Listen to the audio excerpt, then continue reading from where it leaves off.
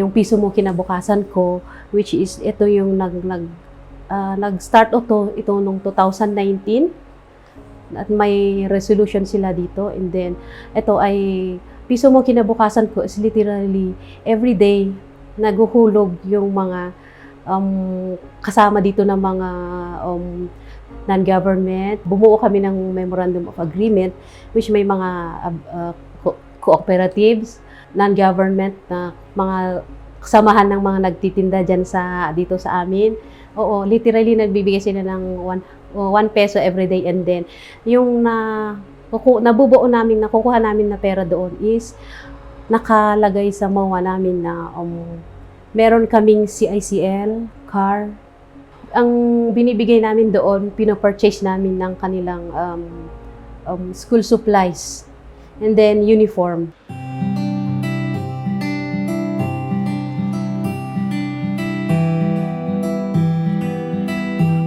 Bilang isang social worker, since meron na kaming nabuong diversion committee sa barangay, ako yung gumagabay sa diversion committee sa preparation ng diversion program. Through our office, nag-conduct sila ng CBJIP preparation and na-orient din yung mga taga-barangay. Sa ngayon po, meron kaming CBJIP list. Dito po from 23 to 2027, 5 years. And then dito po nakalist lahat yung identified programs and activities natin for CAR and CICL.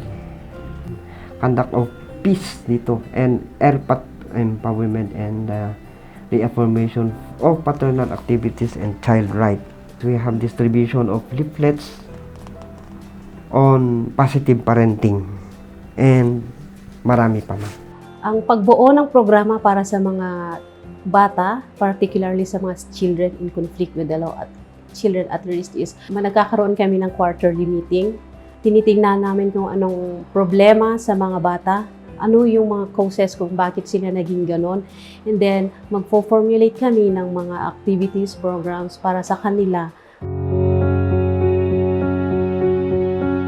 Ang isang kaso natin ay ang case ni JP, na si JP nung nirefer sa amin ng police is 16 years old. Nag-undergo siya ng diversion program. Sa una ko, pinunta nila ako dito sa barangay.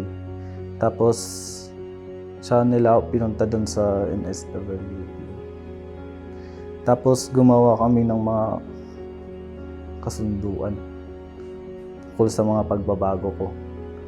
Bilang isang social worker, nirefer ko siya for reproductive health orientation na ginawa ni midwife ng barangay.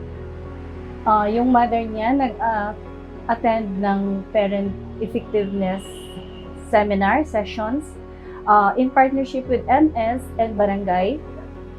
Nirefer din namin siya sa Bahay Pag-asa kasi may program sila na moral recovery. Okay naman ma'am yung diversion program. Bukod ma'am sa may mga seminar na inatinan siya, monthly po siyang minomonitor ng DSWD tsaka ng BCPC.